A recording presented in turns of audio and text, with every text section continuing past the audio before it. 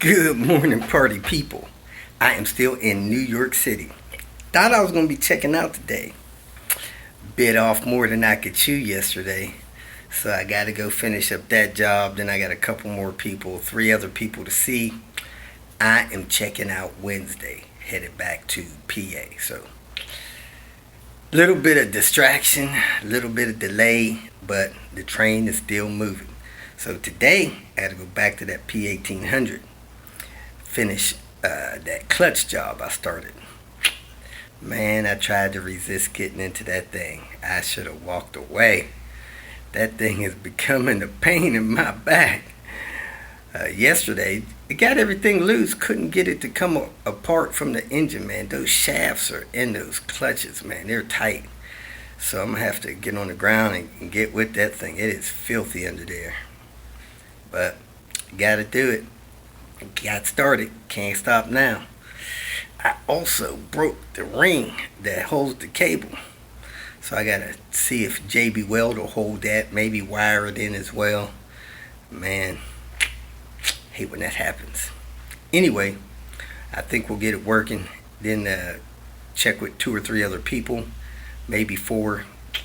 Lost another, I guess, admirer today. You know, I told you guys.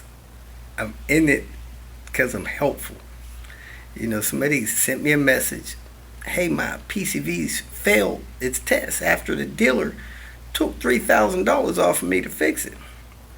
Well, I often tell people if it fails, do a compression test. You know, and I had some information out there to say do a compression test before you do a PCV job so you'll know if that engine's wore out or not. If that engine's wore out, doing the PCV is not going to, stop positive crankcase pressure.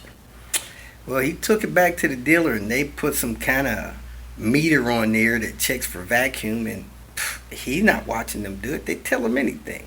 They took $3,000 off of him. They're not going to tell him that, it didn't do right.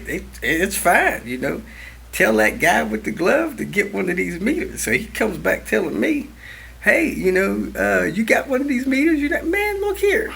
I don't need no meter to see vacuum on the cylinder head.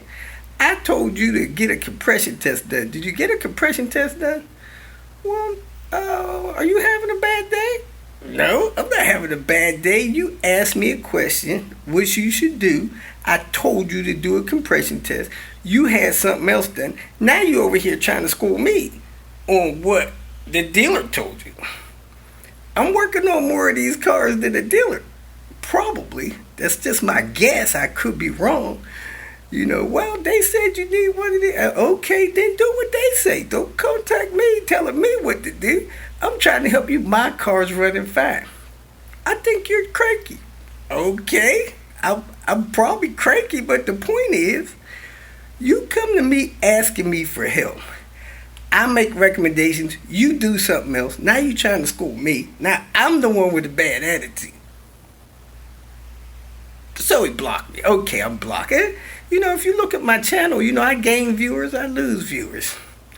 You win some, you lose some. So, hey, if you ask for my suggestion, I give it. Don't come back to me with all this other stuff. I'm trying to help you. So anyway, I'm here, trying to be helpful. I hope to see you soon if we're on schedule. Thanks for watching.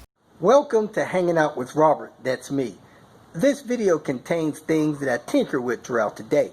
For step-by-step detailed instructions of those tasks, you can click on the links in the comment section below. I plan on leaving this video accessible for about 30 days. After that, you can view it through my Patreon account. This video also has tips and tricks that I've learned over the years. So, thank you very much for watching. Here was Steve with his T5. Somebody put the R trim in here. We took it for a little ride. Make sure the turbo's kicking in, man. The turbo's kicking in pretty strong. He doesn't like to rev it up past 3,000. And on these cars, your turbo don't even start kicking in till about 3,000, 3,500. So, kind of demonstrated a little bit of that to him. Anyway, we're going to try to clear this SRS light and this service light and check and see why his gas mileage kind of stinks and go from there. I got this Launch 8021 for my SRS stuff, things like that. Let's reset the oil lamp. We got the ignition on, lights lit up. Doot doot doot doot doot. Please wait. Ignition is on. Reading vehicle info. I'm gonna go ahead and do this and come back to you guys. Pull the plugs. Man, these plugs are gapped at 0.036. Should be 0.028. Fortunate for Steve, I had a brand new set of Volvo plugs in there. I haven't told him the delivery cost on those yet, but we swapped them out. He's got these aftermarket wires. We were able to get them off, but it was a little tough. So you gotta be careful when you're pulling off those aftermarket wires. So he should be getting some better driving with the Volvo plugs. I'll order another set to be delivered to Rebecca. Well, started driving down the road, heard this scraping noise, popped the hood. The AC line had shifted over and was rubbing on the alternator pulley. So we changed our plans from test driving the car, came out here, drilled a hole right in front of where that bolt broke off on that AC line evaporator. We drilled a hole right in front of it, and we put one of those screws in there that hold the bumper skin to the bumper frame. That screw, I've never seen one of those rusted, really. So that's what we did. I don't know how they got this AC line jammed up on this thing like that, but it's probably been there a long time. I think I'm gonna leave it alone. Yeah. And we're gonna go for a test drive, see if we can get this cruise control working. Cruise still not working. I just pulled vacuum pump on it, and it seems like it's holding vacuum okay. I don't think that's the problem. So we're gonna check, make sure the pump works, and maybe check the switch and a couple other things, and just see if that does it. If not, yeah, we won't have a cruise. We jumped the cruise control relay, couldn't get a click or a pump.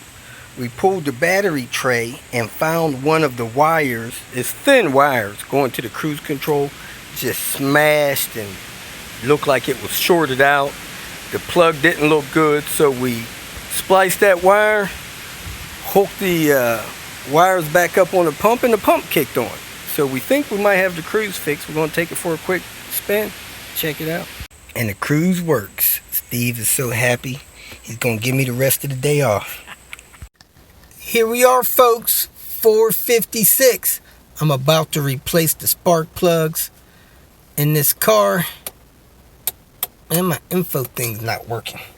Let me fire this thing up, get my info thing working. I thought I was going to be able to tell you guys how many miles I had on this thing as far as the average mile per gallon. 19.9 over the last however many miles since I disconnected the 2,700 miles at least. So, can you see that? Man, I don't know what's going on with this exposure on this camera. Good Lord.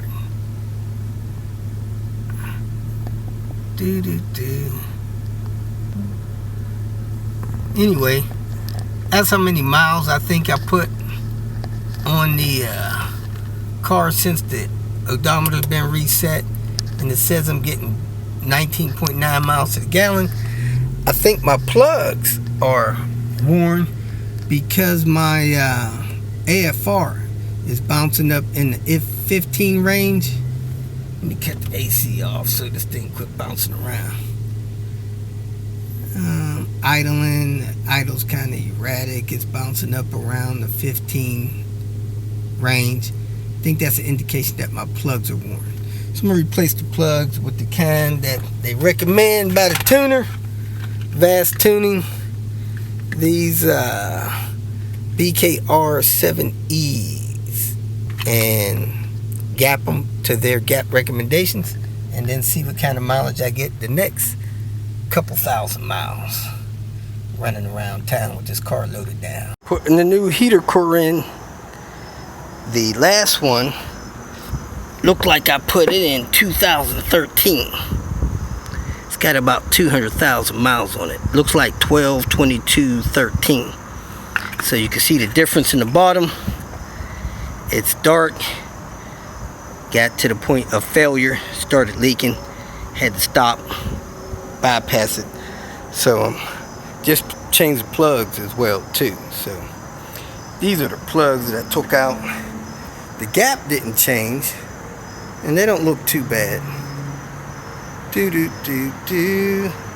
through 5.